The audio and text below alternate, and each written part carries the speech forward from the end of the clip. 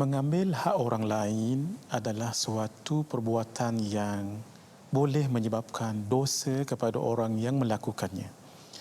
Sama ada mengambil hak dalam bab harta, dalam bab pemilikan ataupun dalam perniagaan ataupun dalam perkara-perkara harta benda, hatta melibatkan tanah sekalipun. Kerana itu Allah Subhanahu wa taala mengingatkan wala ta'kulu amwalakum bainakum bil batil, dan janganlah kamu makan di antara kamu harta-harta dengan cara yang batil. Ini adalah suatu penegasan daripada Allah Azza wa Jalla, dan penegasan ini menunjukkan haram kalau seseorang itu memakan harta orang lain dengan jalan yang batil. Pernah ada dua orang adik-beradik datang berjumpa dengan Rasulullah sallallahu alaihi wasallam, masing-masing berebut dengan tanah yang masing-masing mendakwa itu miliknya.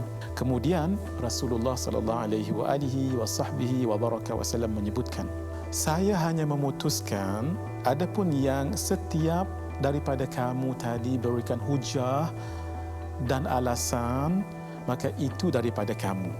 Kalaulah yang kamu beritahukan itu, hujah kamu itu, alasan kamu itu tidak benar, lalu tanah itu menjadi miliknya, ketahuilah bahawa tanah yang menjadi miliknya itu nanti akan menjadi kepingan, kawasan untuknya di dalam api neraka. Na'udzubillah min dzalik. Mendengar penjelasan baginda Rasulullah sallallahu alaihi wasallam, takut kedua-duanya dan masing-masing mengatakan, tak mengapalah, ini saya tidak jadi nak ambil, ini tidak mengapa kalau kamu nak miliki dan sebagainya. Kenapa? Kerana takut mengambil hak orang lain. Kerana itu Rasulullah sallallahu alaihi wasallam menyebutkan dalam hadis, kalau seseorang itu mengambil harta orang lain ataupun merampas harta orang lain, hendaklah dia minta halal kepada orang itu sebelum nanti suatu hari tidak berguna padanya dinar dan tidak juga berguna padanya dirham, iaitu hari kiamat. Sehingga orang yang diambil hartanya itu, yang dizalimi itu, apa akan berlaku? Kalau dia ada amalan yang salih, maka akan diambil pahala amalan salih dia tadi itu, dan dibagikan kepada orang yang dizaliminya. Kalau orang yang zalim itu, yang merampas harta orang itu, yang mengambil hak orang lain itu tidak punya hasanat, kalau dia tidak punya hasanat ataupun kebaikan ataupun ganjaran pahala, maka kesalahan-kesalahan dosa orang yang dia zalimi tadi itu, yang dia ambil harta dan miliknya itu, akan diambil oleh orang yang zalim itu, maka akan diletakkan di bahunya, dialah yang nanti akan menanggungnya.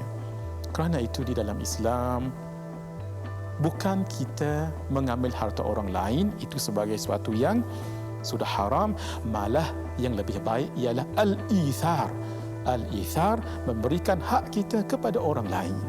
Itulah yang berlaku kepada para sahabat Muhajirin dengan Al-Ansar. Subhanallah, ketika mereka memberikan hak mereka kepada orang lain, seperti yang berlaku kepada Abu Talha dan isterinya Ummu Sulaim, sanggup tidak makan malam, makanan yang bahagian untuk anak-anak keduanya diberikan kepada tetamu Muhajirin yang kelaparan, sehingga dipadamkan lampu seolah-olah mereka makan. Akhirnya dia, keduanya dan anak-anaknya tidur dalam keadaan lapar kerana memuliakan tetamunya, al-ithar, sehingga Nabi pagi esoknya memuji Allah, suka dengan apa yang kamu telah lakukan kepada tetamu kamu pada malam tadi, sehingga turunnya ayat wa yu'thiruna ala anfusihim walau kana bihim khasasa. Dan mereka mengamalkan ithar, memberikan hak mereka kepada orang lain walaupun mereka sendiri barangkali dalam keadaan yang sedikit menanggung kepayahan.